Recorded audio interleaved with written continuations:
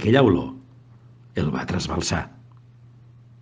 No tenia res a veure amb cap altra olor que hagués copsat mentre feinejava entre sabates, sabatilles, botes, xancletes i tota resta de calçat que tenia cada dia per reparar. Amb la crisi, la gent havia començat a sovintejar el seu negoci. Abans, quan una sabata es feia malbé, es llançava i se'n comprava una altra. Però ara el James no es treia la feina de sobre. La sabata de l'Helena tenia un taló llarg, punxegut i esvelt. Combinava a la perfecció amb la seva propietària. Potser no tant amb la seva feina. L'havia vist el dia de la inauguració, al costat de l'alcaldessa i tota la patuleia de l'Ajuntament. Brillava entre tanta mediocritat. De primer, va admirar-li els peus, de formació professional, calçats en unes sabates de taló negres i brillants, i seguidament va anar alçant la vista.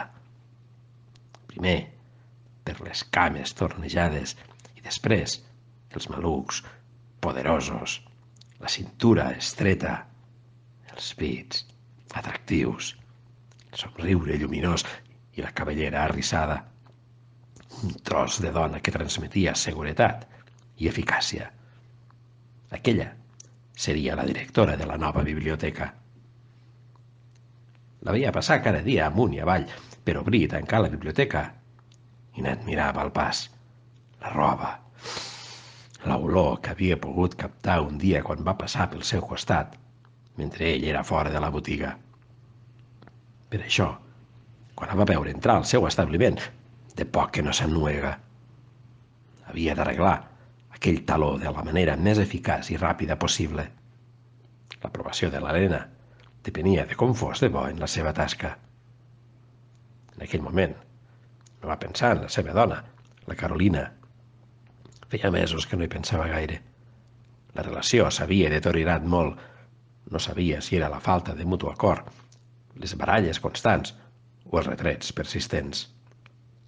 El cas és que arribar a casa era un infern i treballar, en canvi, una benedicció. I encara més, si cada dia podia admirar l'Helena ahir. Potser? El potser s'havia quedat en potser.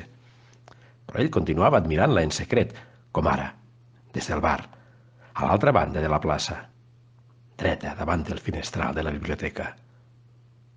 Què deu pensar?